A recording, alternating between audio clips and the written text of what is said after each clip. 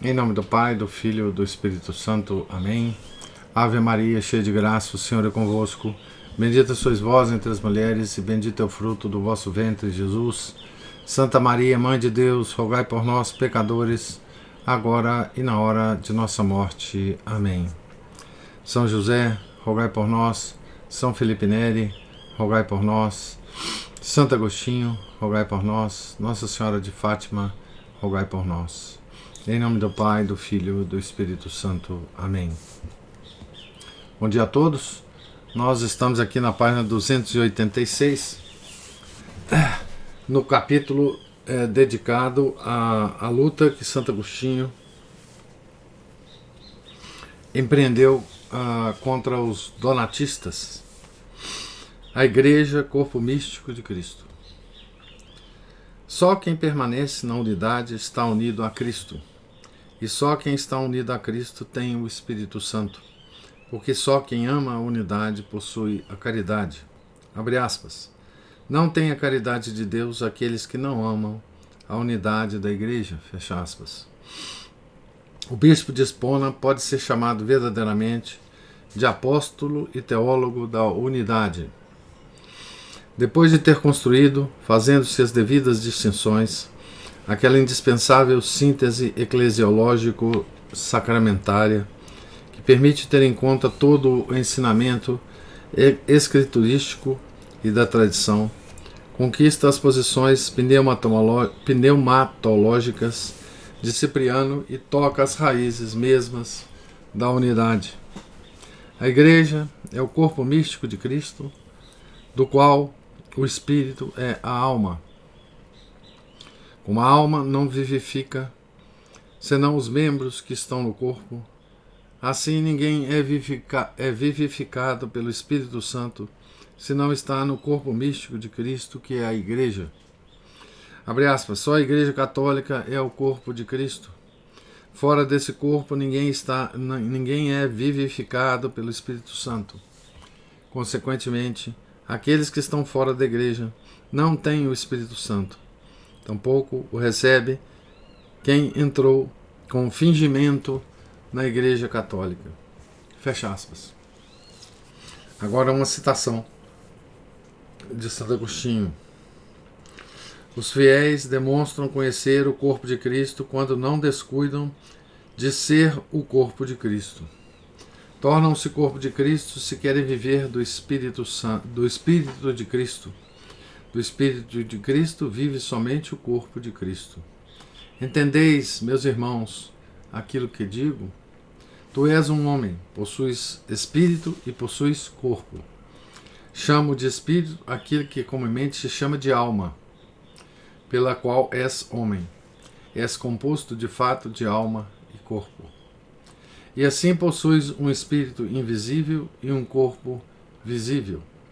Agora diz-me, qual é o princípio vital de teu ser? É teu espírito que vive de teu corpo, ou é teu corpo que vive de teu espírito? O que poderá responder quem vive? E quem não pode responder, duvido que viva. O que deverá responder quem vive? É meu corpo que vive de meu espírito. Então, tu queres viver do Espírito de Cristo? Deves estar no corpo de Cristo. Quem quer viver tem onde viver, tem de que viver.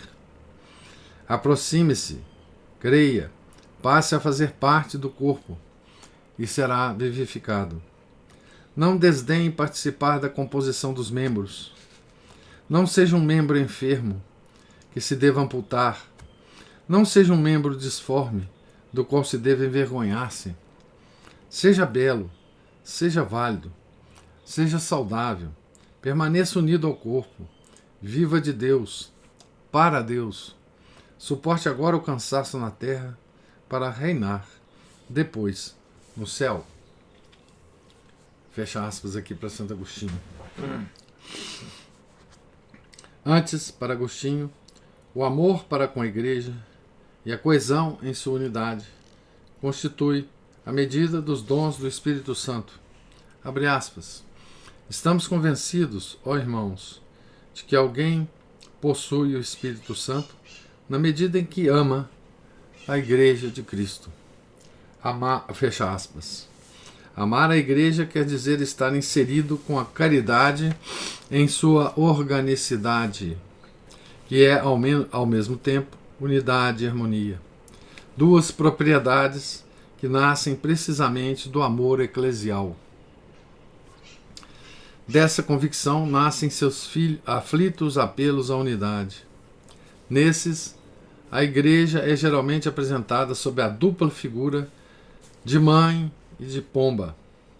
Pomba que geme, mãe que chora, que espera, que invoca. Bela a apaixonada invocação com a qual termina o salmo abecedário. É a Igreja que interpreta os seus filhos, interpela os seus filhos. Abre aspas. Ó filhos meus, de que vos lamentais da mãe?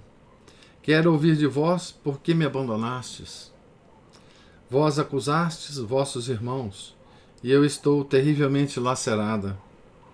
Mas o que vos fiz eu, que sou vossa mãe, em todo o mundo? Afasto os maus que posso. Se não posso, devo suportá-los.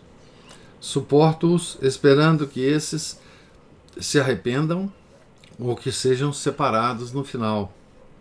Por que vós me abandonastes, e eu me torturo por vossa ruína? Fecha aspas. Acentos comoventes não raros no bispo de Hipona. Abre aspas. Ninguém mais que o filho de Mônica, observa Battifol, falou de maneira tão comovente do coração materno da Igreja. Fecha aspas. Esses acentos partem do pressuposto firmíssimo na mente de Agostinho de que a Igreja é necessária à salvação. Ele retoma as célebres palavras de Cipriano. Abre aspas, fora da Igreja não há salvação. Fecha aspas. Em 418, em Cesareia da Mauritânia, falando ao povo e referindo-se ao bispo donatista emérito, que estava presente, repete-as de uma forma não menos forte e vivaz. Abre aspas. Fora da Igreja pode haver tudo, exceto salvação. Fecha aspas. E continua exemplificando. Abre aspas. Pode haver a honra de bispo. Pode haver o sacramento do batismo. Pode-se cantar o aleluia. Pode-se responder o amém. Pode-se ter na mão o evangelho. Pode-se ter e pregar a fé em nome do Pai, do Filho e do Espírito Santo. Mas em nenhum lugar, senão na Igreja Católica, pode-se encontrar a salvação. Fecha aspas. Também o martírio pode haver fora da Igreja, mas não se pode ter sua coroa. Evidentemente, aqui se trata de não pertença consciente à Igreja, como no caso do bispo donatista, que não podia, sobretudo, depois da conferência de Cartago, ignorar a verdade. Agostinho não nega, embora sua visão sobre esse ponto seja menos ampla que a nossa da nossa época agora, né? O nosso Frei agora vai, enfim, dar uma derrapada aqui. Mas vamos lá. Agostinho não nega, embora sua visão sobre esse ponto seja menos ampla que a nossa, que haja cristãos de boa fé separados da Igreja Católica. São aqueles, abre aspas, que defendem a sua opinião sem obstinada animosidade, especialmente quando essa não é fruto de sua audaz presunção, mas a herança recebida de seus pais, e buscam, por outro lado, se bem que com cuidadosa atenção, a verdade e estão prontos a corrigir-se quando a encontram. Fecha aspas. Esses tais, segundo nosso doutor, não devem ser inseridos entre os heréticos. Herético é aquele que, abre aspas, resiste à doutrina da fé católica que lhe foi manifestada, fecha aspas. Só para esses últimos vale o princípio acima enunciado. Disso se segue que há modos diversos de pertencer à Igreja. De plena comunhão, que consiste no estar organicamente na unidade e ter a caridade. Outro, de comunhão não plena, que quer dizer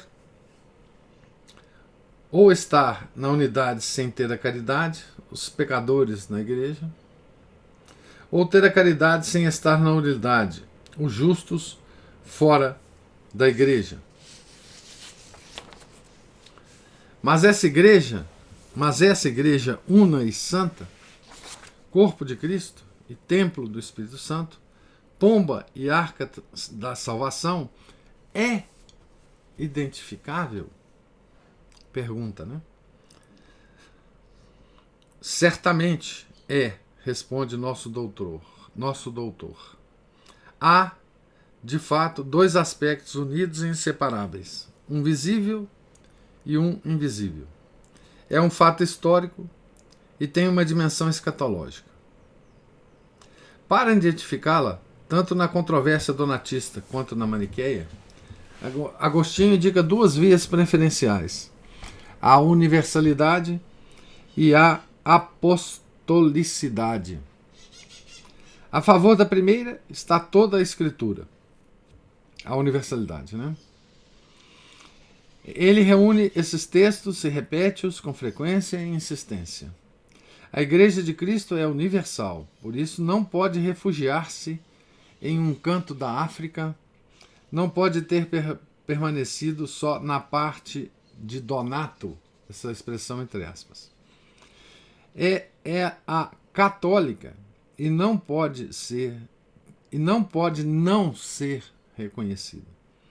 A Igreja, além disso, foi edificada sobre o fundamento dos apóstolos, mesmo que os próprios apóstolos apoiem-se, por sua vez, sobre outro fundamento, que é Cristo, pastor dos pastores e fundamento dos fundamentos. Expressões de Santo Agostinho, né? Pode-se reconhecer, então, a verdadeira Igreja de Cristo através da sucessão apostólica. Em tal caso, a maneira mais certa e verdadeiramente mais vantajosa é aquela de enumerar a sucessão de Pedro, abre aspas, ao qual, como representante de toda a Igreja, o Senhor disse: sobre essa pedra edificarei a minha Igreja e as portas do inferno não a vencerão. Fecha aspas. De fato, Agostinho enumera todos os bispos que foram sucessores na cátedra de Pedro e conclui: nessa série de sucessões não se encontra nenhum bispo donatista. Logo depois, dá-nos uma interessante informação. Abre aspas.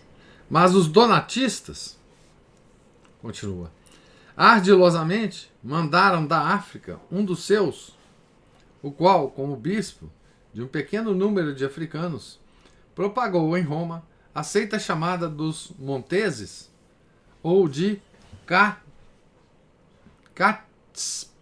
Catspitas.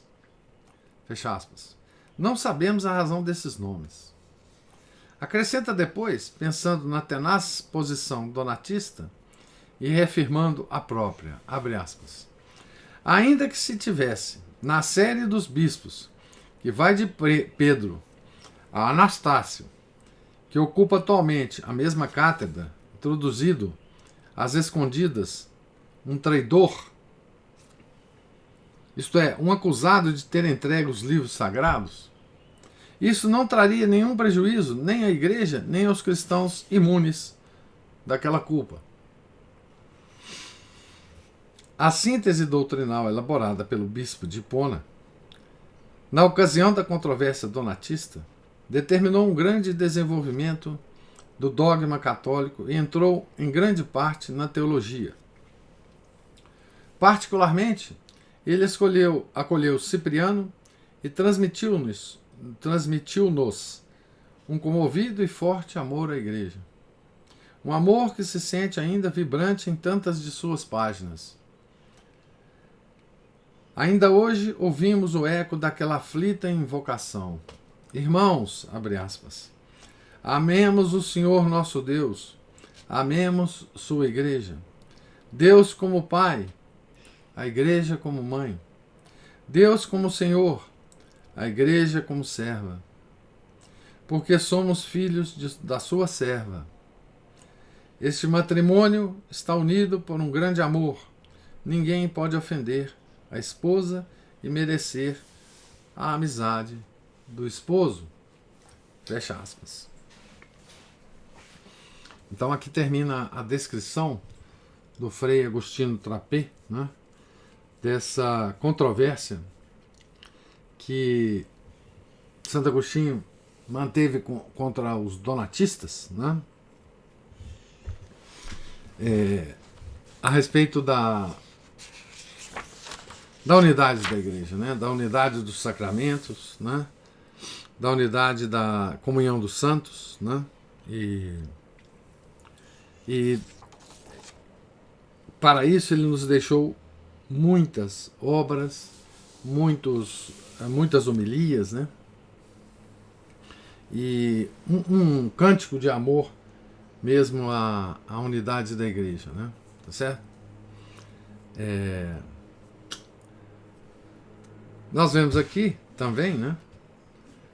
Quando se fala em unidade da Igreja, tá certo? Já nessa época, Santo Agostinho teve o cuidado de tocar nisso, né? Mas hoje, depois das nossas heresias modernas, isso fica muito mais crítico, né? Quando se fala da unidade da Igreja, ou de quem pertence ou não pertence a ela, nós temos o método hoje de problematizar as coisas, né? Então, quando a gente fala fora da Igreja não há salvação, quem quer negar esse dogma, ele usa uma estratégia muito interessante, que é uma estratégia, digamos assim, jurídica.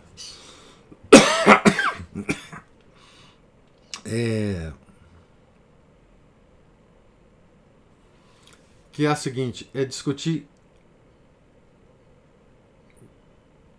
o que é estar fora da Igreja. Porque se fora da Igreja não há salvação. Pois bem, aceitamos isso, né?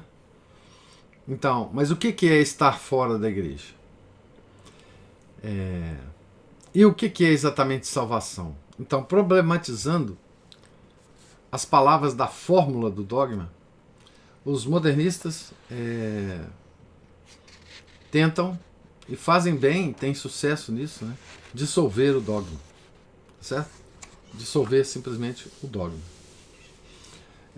Essa é uma estratégia atual, modernista, né, contra a qual Santo Agostinho certamente se levantaria, obviamente, né? Mas não vamos perder muito tempo com isso, porque esse é um assunto longuíssimo, né? E vamos logo começar aqui a leitura do capítulo 26, que nós não conseguiremos acabar, obviamente, mas vamos até onde Deus permitir hoje.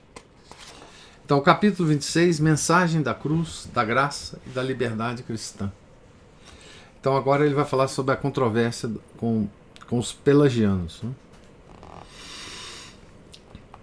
Quando, depois de 30 anos, o bispo de Hipona punha fim à controvérsia donatista, estava já ocupado há 10 anos numa outra controvérsia, eclesiasticamente mais universal, doutrinalmente mais difícil, historicamente mais funesta. Era a controvérsia pelagiana. Essa heresia nunca nos deixou, né? Também como o maniqueísmo, ela ainda está em ampla atuação os pelagianos, né? Então tem sabor pelagiano, por exemplo, a Nouvelle Teologia, né? Que dominou o Concílio Vaticano II, enfim, é uma teologia criada para o concílio, né? Ou coroada no concílio, né? Nos documentos. Então, mais universal, doutrinalmente mais difícil, historicamente mais funesta. Essa é o comentário aqui do Frei Agostinho Trapé, do autor, né? No início permaneceu às margens. Não conheceu os partidários das novas ideias, não tomou parte no sínodo episcopal, que em Cartago condenou Celestio, discípulo de Pelágio, acusado por Paulino, bispo também, né? Limitou-se a refutar aquelas ideias com discursos e colóquios. Então esse foi o início da questão do Agostinho contra os pelagianos, né? Seu interesse, então, estava voltado à grande conferência com os donatistas. Mas não tardou muito a ser chamado pessoalmente em causa. Chamou-o, no ano seguinte, 412, o representante imperial Marcelino, preocupado com o crescente distúrbio que a nova controvérsia provocava. Então, provocava uma controvérsia no Império, né? O Império era muito sensível a essas divisões, né? Entre os cristãos, porque isso causava distúrbios na população, né? Então, o Marcelino chamou a atenção de Santo Agostinho para isso, né? As questões de Marcelino estão contidas na obra Os Méritos e a Remissão dos Pecados. A primeira contra os pelagianos e a mais importante. Também o bispo Aurélio de Cartago pediu sua intervenção. Em junho de 413, na Basílica dos Maiores dessa cidade, fez um grande discurso sobre o batismo das crianças. Seu ânimo, seu método, seus propósitos aparecem nas palavras da pregação. Então vamos ver a pregação de Santo Agostinho. Busquemos conseguir, se for possível, de nossos irmãos pelagianos, que, além do mais, não nos chamem de heréticos. Nós, talvez, se quiséssemos, poderíamos chamá-los assim, porque colocam em discussão argumentos tão fundamentais. Entretanto, não o fazemos. Suporte-os misericordiosamente a Igreja, piedosa Mãe, para saná-los. Leve-os em seus braços para instruí-los, a fim de que não deva chorá-los mortos. Vão muito longe, verdadeiramente muito longe. Com dificuldade pode suportar. Suportá-lo ainda é sinal de grande paciência. Não abusem dessa paciência da Igreja. Corrijam-se. É seu bem. Exortamo-los como amigos, não brigamos, como se fossem inimigos. Falam mal de nós, não importa, mas não falem mal da regra da fé. Não falem mal da verdade. Não contradigam a Igreja Santa, que se aflige todo dia pela remissão do pecado original das crianças. Essa é uma verdade solidamente fundada. Quem discute sobre questões ainda não diligentemente esclarecidas, não ainda determinadas pela plena autoridade da Igreja, é digno de ser suportado. Em semelhantes questões, pode-se suportar o erro, mas não se deve ir tão adiante para abalar o próprio fundamento da Igreja. Não vá.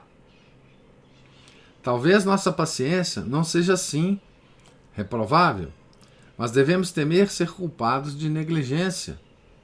Baste a vossa caridade quanto temos dito. Comportai-vos com eles quantos de vós os conheceis. Comportai-vos com eles amigavelmente, fraternalmente, com calma, com amor, com dor. A piedade ponha em obra tudo aquilo que pode, para que então a impiedade não seja amada. Fecha aspas. Então, Santo Agostinho está pedindo paciência, né? Mas está falando, olha, vocês podem nos atacar, mas não ataque a igreja. Cuidado, tenha modos, né? A partir de então, entrou na controvérsia com todo o peso de sua preparação teológica, de sua personalidade, de sua experiência. Também, dessa vez, empreendeu uma atividade prodigiosa. Antes, talvez, mais do que no passado, dada a maior gravidade do que estava em jogo. Também, mais uma vez, multiplicaram-se os discursos, as cartas, os livros, até que chegou a morte, que lhe cortou a trama. Quem quiser ter uma ideia dessa atividade, pode dividi-la comodamente em 3 períodos, ou, com maior precisão, em 3 setores, segundo os adversários aos quais é dirigida. Esses são Pelágio e o discípulo Celestio, Juliano, os monges de Adrumeto e de Marsília. O primeiro período é o da exposição teológica positiva e serena. O segundo é o período da calorosa polêmica. O terceiro período dos esclarecimentos em família. A primeira obra, Os Méritos e a Remissão dos Pecados, que é fundamental porque contém a primeira teologia bíblica da redenção e do pecado original, ocasionou outra, não menos fundamental, que trata da diferença entre a lei e a graça. O tribuno Marcelino, a quem a primeira obra foi dedicada, replicou, mostrando-lhe sua perplexidade por uma afirmação ali contida. Nela dizia-se que o homem pode, com a ajuda da graça, evitar o pecado, mas não há ninguém neste mundo que viva de fato sem pecado. Abre aspas. Para responder, escrevi um livro intitulado O Espírito e a Letra. Nesse livro, combati fortemente contra os inimigos da graça de Deus. Fecha aspas. Distingue de fato entre a lei e a graça e ilustra suas mútuas relações. A lei, isto é, a letra, é-nos dada para que busquemos a graça. A graça, isto é, o Espírito, para que observemos a lei. A primeira, ordenando, é ocasião de morte. A segunda, ajudando, é fonte de vida. A força da graça consiste na caridade que o Espírito Santo difunde em nossos corações. Só o dom divino da caridade, sem a qual não se pode ter bons, não se pode ser bons, e com a qual não se pode ser maus, conduz os homens à salvação. O Espírito e a letra é uma obra-chave da doutrina agostiniana da graça. A lei aqui é a lei... Bom, são os 10 mandamentos, né? Tá certo? A lei, isto é, a letra, é-nos dada para que busquemos a graça. A graça, isto é, o Espírito, para que observemos a lei.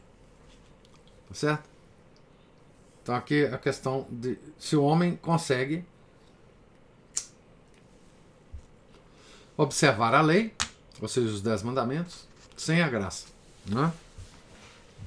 Ou se, na ideia de Santo Agostinho, a lei nos é dada para nós buscarmos a graça para obedecer a lei. Né? Depois de alguns anos, em 415, Agostinho teve a oportunidade de responder a uma obra de Pelágio. Esta última tinha o título programático, A Natureza. A resposta de Agostinho tem um título igualmente programático, A Natureza e a Graça. Pelágio defendia que, enfim, o que os novos pelagianos defendem, né? Que nós conseguimos, por méritos próprios, né, observar a lei. Né? As duas concepções teológicas não podiam ser resumidas de modo mais breve e mais eficaz. Abre aspas.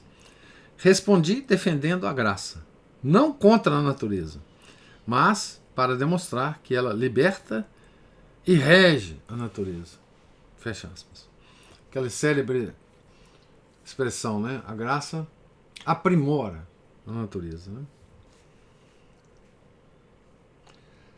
No mesmo tempo, responde às definições, uma espécie de proposições axiomáticas de Celestio, o enérgico e ativo discípulo de Pelágio. A obra tem por título A Perfeita Justiça. Aí se demonstra que a perfeição cristã neste mundo não pode ser jamais perfeita. O preceito divino de amar a Deus com todo o coração é um ideal a que aspiramos, não uma meta por alcançar. Uma das outras teses fundamentais da antropologia agostiniana, que é a nossa até hoje, né? Deus não nos pede para acertarmos, né? Ele só pede para nós tentarmos, né?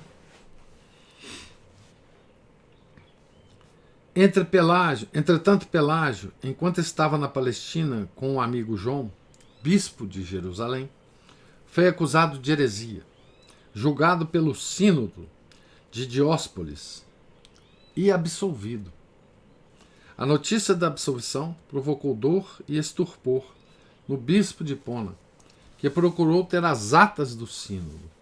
Examinou-as atentamente e escreveu uma obra para demonstrar que os 14 bispos daquele sínodo tinham sim absolvido Pelágio, mas tinham condenado o pelagianismo. Pelágio de fato foi absolvido porque tinha habilmente ocultado ou não tinha reconhecido como sua a doutrina contestada. A obra, dirigida a Aurélio, bispo de Cartago, tem por título De Gestis Pelagii. Na realidade, a condenação da doutrina pelagiana não tardou a vir. Foi pronunciada pelo Papa Inocêncio em 27 de janeiro de 417, aprovando as decisões de 2 concílios africanos, o de Mileve, 416, e o de Cartago, 417.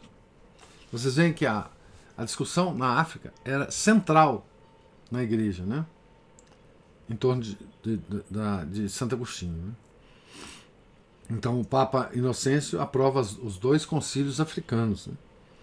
A essa sentença refere-se às célebres palavras de Agostinho pronunciadas em Cartago. Abre aspas.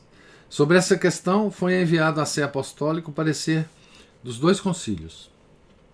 Da Sé Apostólica chegou a resposta: Inde rescripta venerunt. Causa finita est. A questão está resolvida. Queira o céu que termine logo também o erro. Fecha aspas. 3 anos depois, retomando o argumento, dirá que, com aquela resposta, abre aspas, toda a dúvida sobre a questão foi eliminada. Fecha aspas. A condenação foi confirmada solenemente pelo sucessor de Inocêncio, o Papa Zósimo. Referimos-nos à carta Tractoria, escrita na primavera de 418. Pelágio, abre aspas, Pelágio, comenta Agostinho, tinha enganado o sínodo da Palestina, mas não conseguiu enganar a igreja de Roma. Fecha aspas. Depois daquela data, estando em Cartago, escreveu, a pedido dos nobres Albina, Piniano e Melânia, uma obra para denunciar o equívoco pelagiano. Pelágio falava de graça, mas entendia como a liberdade e a lei. Além disso, tanto ele quanto os discípulos Celestio negavam uma clara verdade de fé, o pecado original.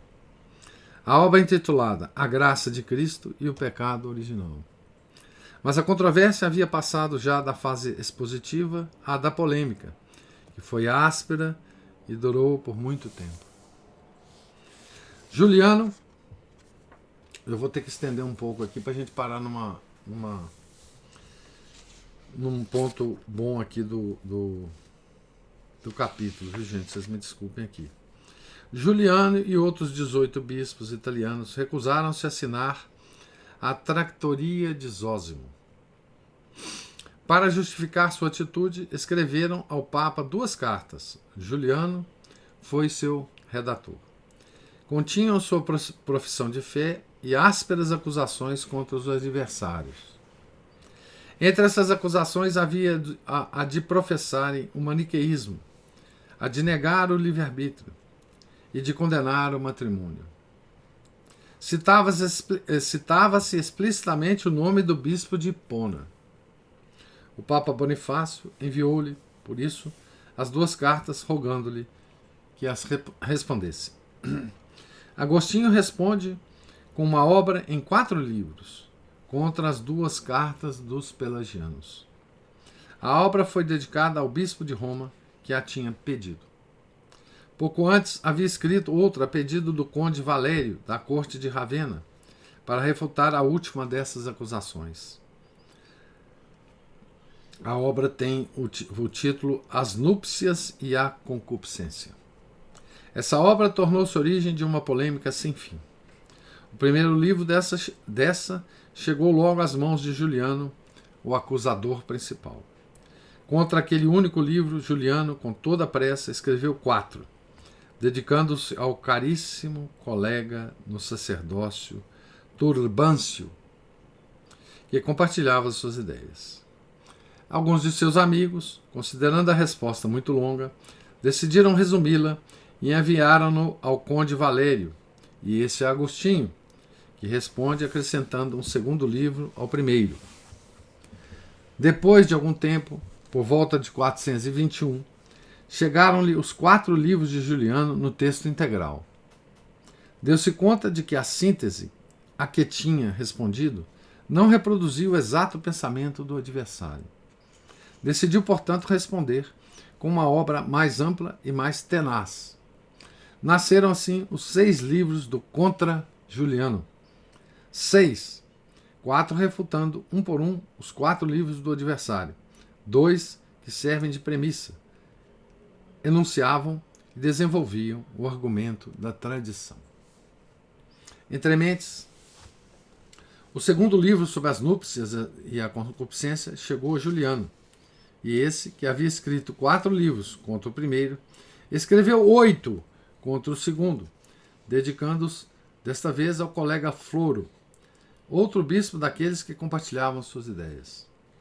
Alípio, encontrando-se em Roma, teve nas mãos essa segunda resposta, fez com que fosse copiada e enviou-a ao amigo, rogando-lhe, por sua vez, que a respondesse, rebatendo ponto por ponto as teses do adversário. Agostinho, que já estava com 74 anos, pôs-se ao trabalho. Ditou 6 livros. Depois sobreveio a morte e a obra ficou incompleta. Enquanto mantinha a dura polêmica contra Juliano, viu-se na necessidade de intervir na difícil e delicada questão da harmonia entre a graça e o livre-arbítrio. Uma carta sua escrita ao presbítero romano Sisto, transcrita em Roma e lida na África no mosteiro de Adrumeto, causou uma grande perturbação entre os monges, como se a defesa da graça equivalesse à negação da liberdade. Para pôr fim à discussão, que se tornava forte, o abade dirigiu-se ao bispo de Hipona. Esse, com grande disponibilidade que lhe era própria, respondeu com 2 cartas e com a obra que leva o título, mais uma vez, programático, A Graça e o Livre-Arbítrio. Aí demonstra que a Escritura ensina ambas as verdades e que ambas devem ser conservadas, mesmo por quem não chegue a compreender como estejam juntas. A límpida e documentada exposição desse livro não bastou para dissipar e acalmar os ânimos. Alguns concluíram que no ascetismo cristão não havia lugar para a disciplina, isto é, para a correção fraterna, mas só para a oração. Com respeito a quem vive mal, não é necessário intervir com a correção, mas é preciso orar somente. Orar para que lhe seja concedida a graça de mudar de vida. O abade recorreu de novo ao bispo de Hipona, que respondeu com outro livro, o mais importante de todos, para conhecer o sistema agostiniano da graça, a correção e a graça. Esses 2 livros, escritos para tranquilizar os monges de Adrumeto, na África, perturbaram profundamente os da Gália Meridional, precisamente os monges de Marsella e de Lerins. Próspero e Hilário, 2 leigos, dois leigos, informaram Agostinho sobre sua vivaz oposição, rogando-lhe que respondesse a seus argumentos. Nasceram assim duas obras agostinianas, que foram as últimas: A Predestinação dos Santos e o Dom da Perseverança.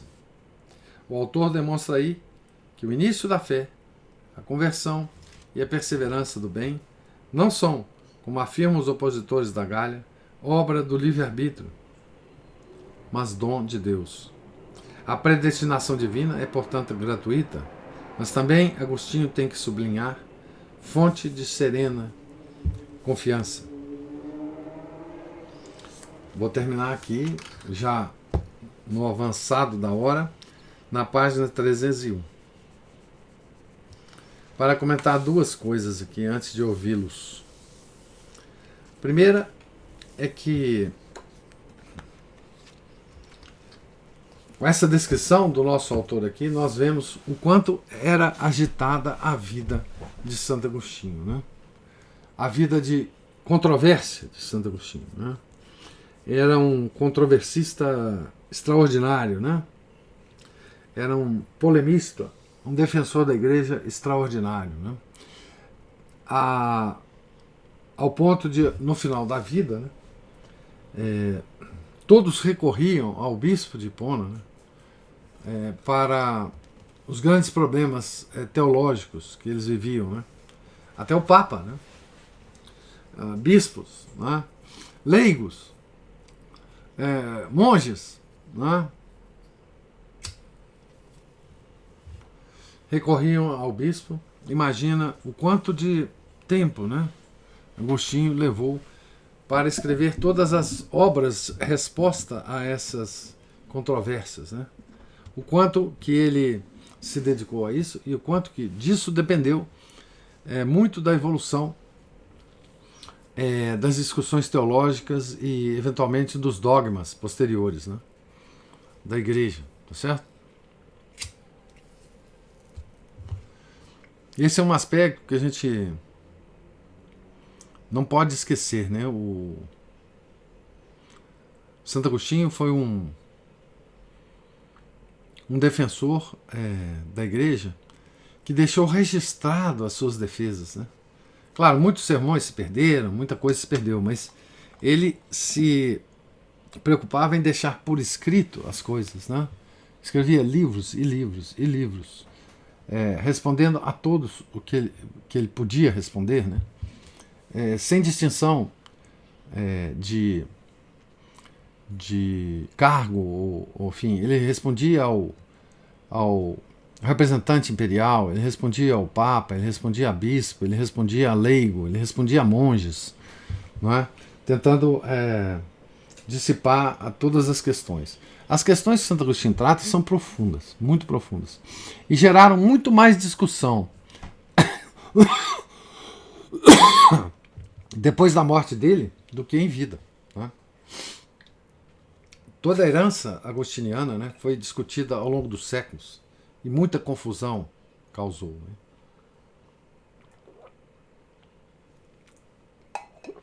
Porque então, com o santo morto, os seus intérpretes, né, tiveram livre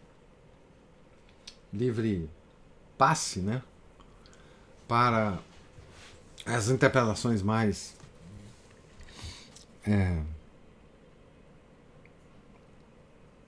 heterodoxa dos seus escritos, né?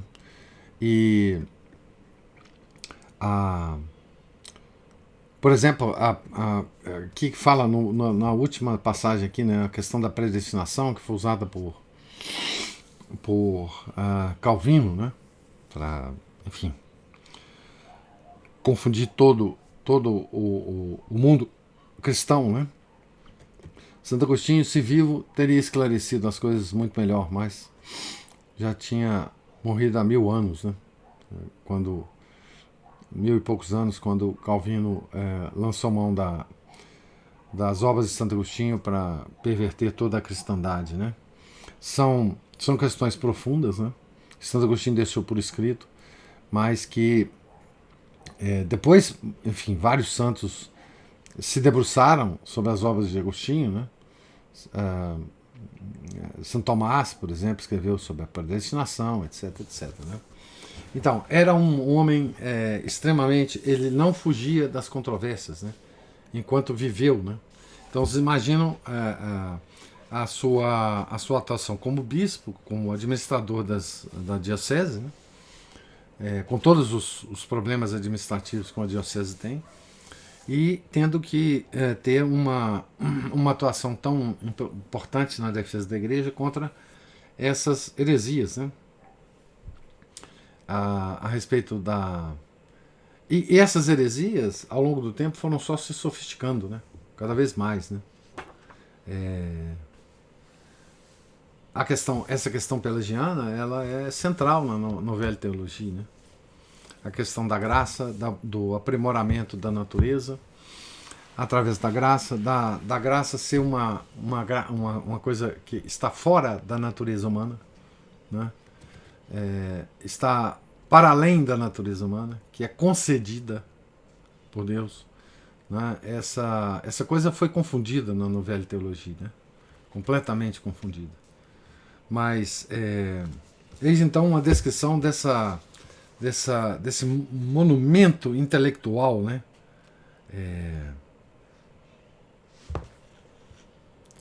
Que foi Santo Agostinho, né? Na defesa da igreja, enquanto ele podia, né? Tá certo? Mas ainda vai haver um capítulo que vai ter o título de O Polemista, se não bastasse tudo que o autor já falou, né? Que vai ainda mais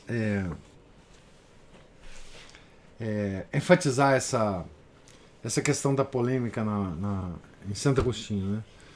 E foi por esse espírito polêmico, né, que ele nos deixou essa obra imensa, né?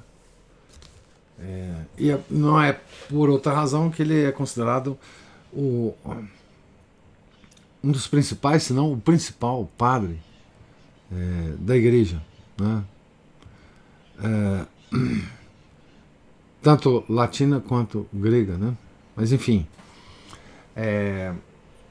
agora eu gostaria de ouvir as opiniões e comentários de vocês aí sobre a leitura de hoje.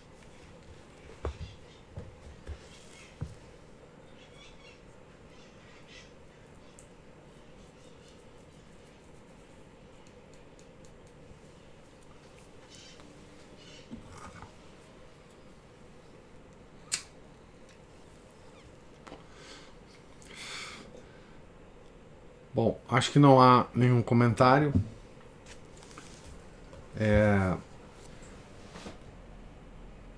Deus lhes pague a presença, a paciência. Nós estamos aqui na página 301, tá certo? E amanhã, se Deus quiser, continuaremos a leitura. Talvez nós acabemos esse capítulo amanhã. Ainda falta uma boa parte aqui a cobrir, mas eu acho que amanhã a gente acaba esse capítulo sobre Pelágio, né? A heresia pelagiana, certo? Fiquem todos com Deus, tenha um santo dia. Em nome do Pai, do Filho e do Espírito Santo. Amém. Ave Maria, cheia de graça, o Senhor é convosco. Bendita sois vós entre as mulheres, e bendito é o fruto do vosso ventre, Jesus. Santa Maria, Mãe de Deus, rogai por nós, pecadores, agora e na hora de nossa morte. Amém. São José, rogai por nós. São Felipe Neri, rogai por nós. Santo Agostinho, rogai por nós. Nossa Senhora de Fátima, rogai por nós. Em nome do Pai, do Filho, do Espírito Santo. Amém.